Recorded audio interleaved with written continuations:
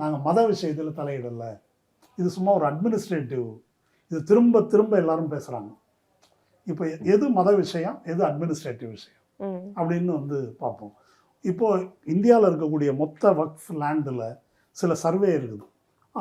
அந்த சர்வேல கிட்டத்தட்ட பாதிக்கு மேற்பட்ட லேண்ட் வந்து மசூதி இருக்குது, அல்லது தர்கா இருக்குது, அல்லது கபரிஸ்தான் இருக்குது, அல்லது கொஞ்சம் இதாக தொழுவதற்காக திடல்கள் இருக்குது இல்லையா, அந்த மாதிரி முக்கியமான நாட்களில் தொழுகை நடத்துகிற திடல்கள், இப்படி தான் இருக்குது மெஜாரிட்டி லேண்டு. சரி, இப்போது இந்த லேண்டை பற்றி தான் இப்போ பிரச்சனை. இப்போ இந்த வக்ஃப் லேண்டை பற்றிய பிரச்சனை இல்லை, ஒரு மசூதி அமைந்திருக்கிற இடம் வக்ஃப் லேண்ட் இல்லை அப்படின்னு கலெக்டர் முடிவு பண்ணிடுறாரு அப்படின்னு வச்சுக்குவோம். அப்போ என்ன நடக்கும்? மசூதி அங்கிருந்து அகற்றப்பட வேண்டும். அது மத உரிமையில் தலையிடுவது அல்ல, அப்படியா? அந்த லேண்ட் மேல மசூதி இருக்கிறதுனால அந்த லேண்ட் வந்து உரிமையாளருக்கு போய் தலையிடுறோம், மசூதியில தலையிடலன்னு சொல்றாரு அவர்.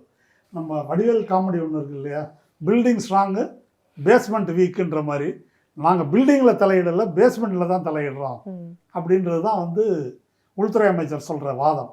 அப்போது வக்ஃப் லேண்ட் அதுதான் மத உரிமை. இப்போ நீங்கள் ஒரு மதத்தை நிர்வாகம் செய்கிற இடத்துல முஸ்லீம் அல்லாதவர்களை கொண்டு வந்து போடுறீங்கன்னாக்கா அது மத உரிமையில் தலையிடுவது இல்லையா? அதுதான் மத உரிமையில் தலையிடுவது.